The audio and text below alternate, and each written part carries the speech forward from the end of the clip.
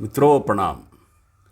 आज का विषय है आपका दर्शन क्या है।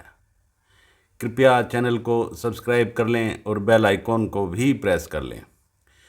मित्रों, हर एक व्यक्ति कोई ना कोई जीवन के संबंध में अपना विचार रखता है।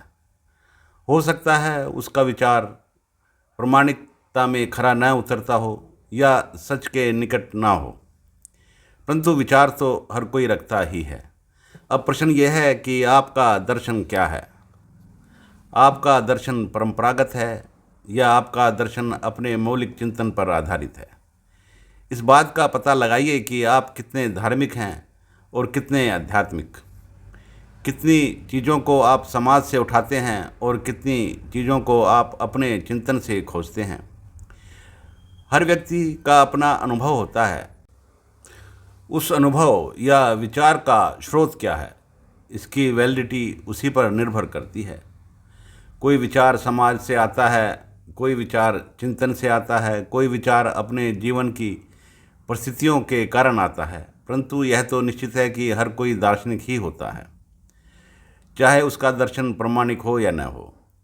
आपके दर्शन की प्रामाणिकता आपका अनुभव ही होता है और आपका चिंतन होता है कि आप वास्तविकता का कितनी गहराई से विश्लेषण करते हैं।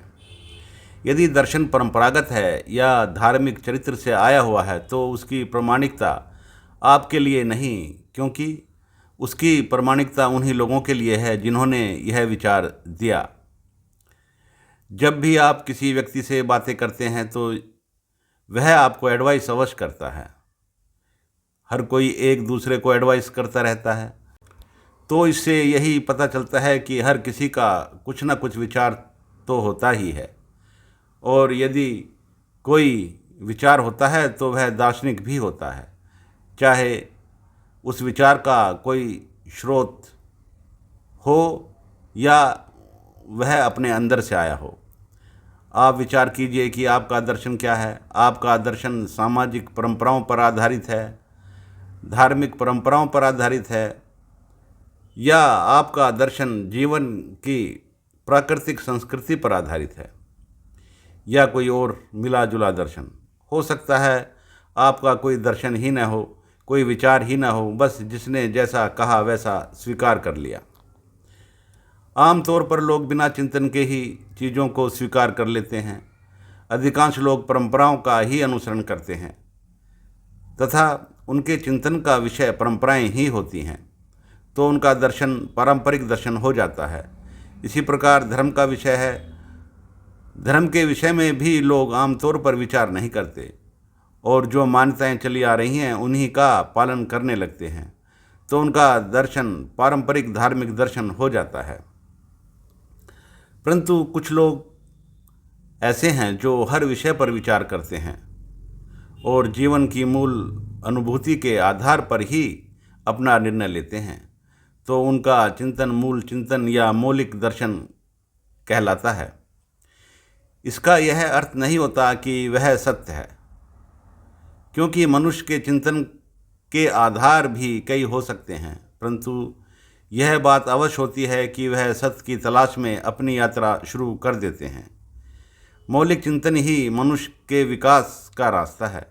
हमारा शरीर तो वही महसूस करता है जो हमारे समाज में होता है, और हमारा मस्तिष्क उन्हीं मूल आवश्यकताओं को ध्यान में रखकर सामाजिकता के साथ सामंजस्य बैठाने की कोशिश करता है।